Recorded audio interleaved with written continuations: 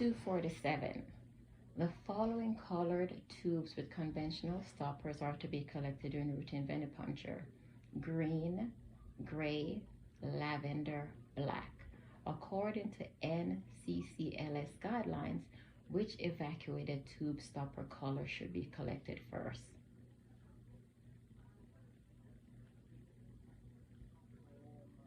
Lavender.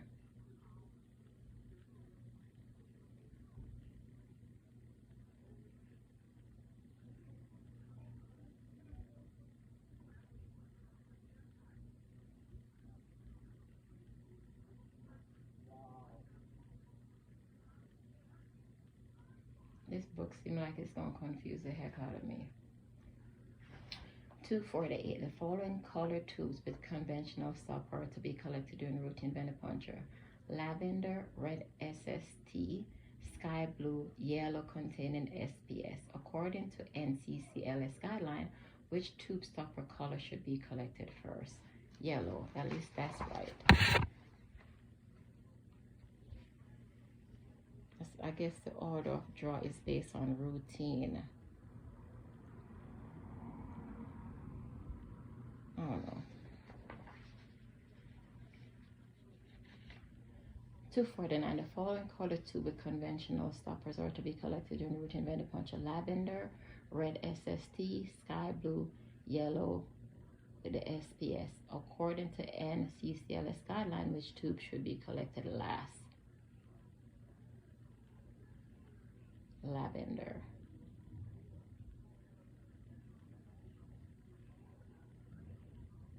Okay, here's the following again: stopper collected routine, blah blah blah. Green, gray, red SST, sky blue. According to the guidelines, which tube should be collected last? Gray. Okay, that's what they're doing. 251. A phlebotomist is to collect a specimen for an APTT and prothrombin time. So APTT and PT from a patient. According to NCCLS guideline, what tube stopper color should a phlebotomist collect first? Red.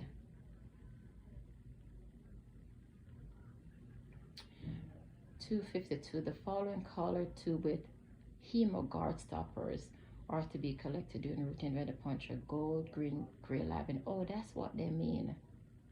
The Hemogard is the one that's based on that color code. Okay. Gold, green, gray, lavender. According to the guidelines, which tube should be collected first? Gold. I see what they mean now. Hemogard and conventional is different. Okay, 253. The rationale for the sequence of multiple specimen collection following venipuncture is to prevent contamination. 254. The condition characterized by deep and rapid respiration preceding the onset of muscular twitching and contractions is called tetany. Tetany. So just remember, twitching and contracting is tetany, like a tetany. Okay, 255. The condition characterized by dizziness, weakness, pallor, clammy skin, and unconsciousness is called syncope. 256. The condition characterized by a purple area surrounding a venipuncture site accompanied by swelling is called hematoma. 257. The condition characterized by small reddish purple spots on a patient's skin is called petechia. 258. The term that describes the backward flow of blood into a patient's vein during venipuncture is reflux. REFLUX. 259. What response may some patient have at the sight of their blood being drawn? Syncope. 260. Which of the following condition may be caused by a needle penetrating all the way through the vein during venipuncture? Hematoma. 261. Which of the following may cause petechia on a patient's skin? Patient platelet defects. 262. During venipuncture, phlebotomist moves the tube gently up and down in the holder, moving the contents back and forth. What may this cause? Reflux.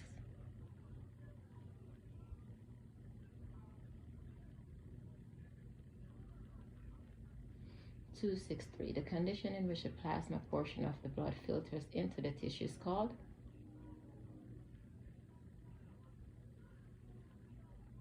hemoconcentration.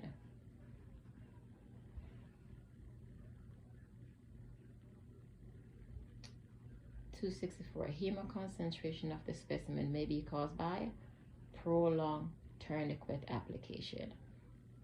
265. Hemoconcentration of the specimen may be caused by vigorous hand pumping. 266. Using a needle that is too small to accommodate the force of the vacuum of an evacuated tube may cause which of the following in a patient's specimen? Hemolysis. 267. Shaking an evacuated tube containing an additive too forcefully to mix the contents may cause which of the following in a patient's specimen? Hemolysis. 268. Drawing blood through a hematoma may cause which of the following in a patient's specimen? Hemolysis. See all the things that could cause hemolysis? Okay, 269. Obtaining a specimen as a result of a traumatic venipuncture can cause which of the following in a patient's specimen? Hemolysis. Remember, hemolysis the natural process of breaking down of blood cells. 270. A patient suffers a transfusion reaction. What may this condition cause in patient's specimen? Hemolysis. See? 271. If a specimen is hemolyzed, what color is the serum? Pink. 272. Which of the following analysis requires an arterial specimen? Blood gas analysis. 273. Which of the following departments in the healthcare setting relies most heavily on ABG results? Respiratory therapy. 274. Involuntary contraction of an artery is called arteriospasm.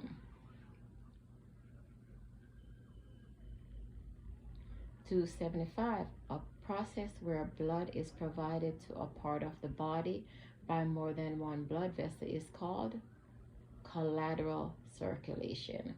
276. Which of the following structures is located on the lateral aspect of the wrist? Radial artery.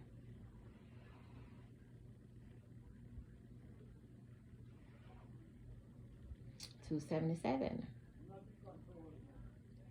Which of the following structures is located on the medial aspect of the wrist? Ulnar artery. 278. Which of the following structures is located in the leg? Femoral artery. 279. Which of the following structures is located in the medial anterior aspect of the antecubital fossa? The brachial artery. 280. Which of the following test is performed to assess collateral circulation of a patient's hand prior to arterial puncture? Allen test. 281. Listed below are several sites commonly used for arterial puncture. Which site offers the advantage of collateral circulation? Radial artery.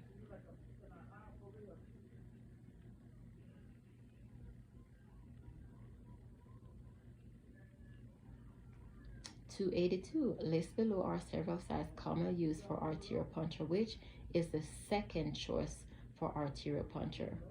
The brachial artery.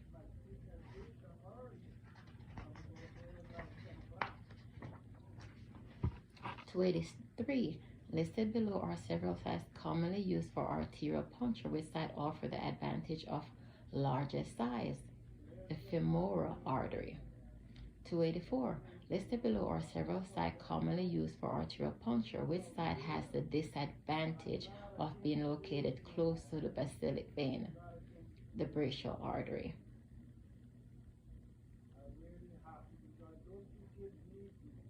285. Listed below are several sites commonly used for arterial puncture. Which site has the disadvantage of increased risk of infection? Femoral artery. 286. During the Allen test, which two arteries are compressed by the phlebotomist? The radial and ulnar. 287. During the Allen test, which artery is released first? The ulnar.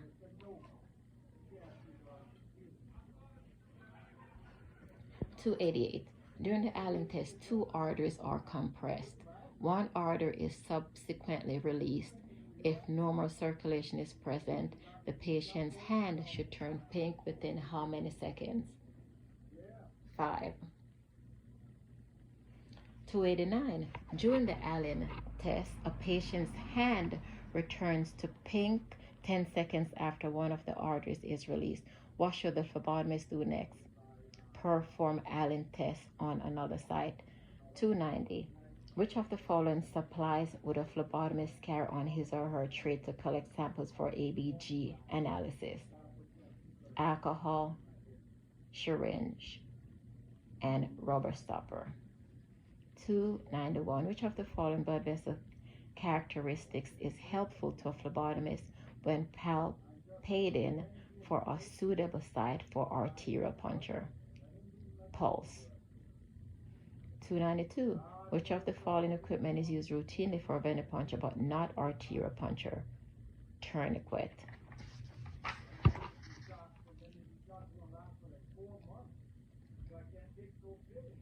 293. Which of the following anticoagulant is used for collection of specimen for ABG analysis? Heparin.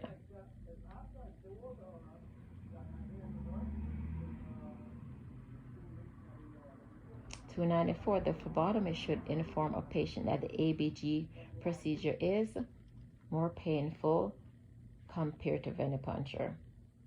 295. Which of the following equipment is used to collect specimens for ABG analysis? Syringe. 296. At what angle should the needle be inserted during an arterial puncture procedure? 45 degrees. 297. Which of the following tests requires that the puncture site be warmed prior to collection? Capillary blood gas analysis. 298. Which of the following is used to mix the specimen with the collection tube additive during capillary blood gas specimen collection? Metal flea. 299. Following collection, how should specimen collected from ABGs be transported? On ice. 300. A phlebotomist collected a specimen for ABG analysis. What should the phlebotomist do with the needle after withdrawing it from the patient's arm? Insert it into a rubber stopper. 301. Which of the following complications may occur following arterial puncture but not venipuncture? Arteriospasm. Okay. 302.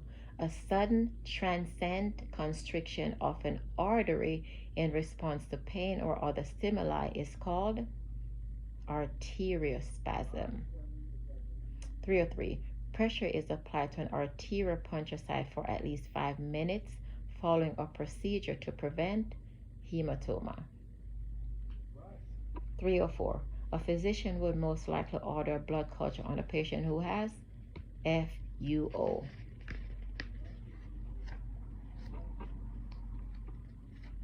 305. Which of the following concerns is important when collecting specimen for blood culture analysis? Using sterile technique to prepare the site. 306. The presence of bacteria and their toxins in the bloodstream is called bacteremia.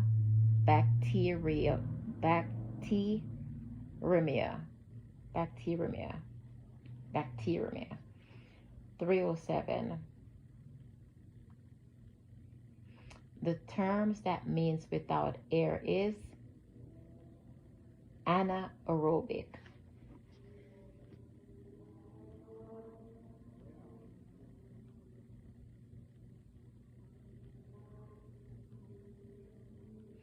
308. A phlebotomist must collect a specimen for a blood culture analysis. The phlebotomist should prepare the venipuncture site using alcohol and iodine. 309. Contamination rates of blood culture specimen should not exceed 3%. 310. Which of the following actions may result in a false positive blood culture result?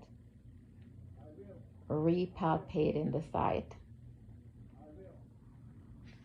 311. Which of the following tests may require an extra step in patient identification? Type and cross match. 312. Which of the following blood collection techniques requires sterile technique to prepare a venipuncture site? Blood culture. 313. Which of the following specimen require warming a collection tube to 37 degrees Celsius? Cold agglutinin titers.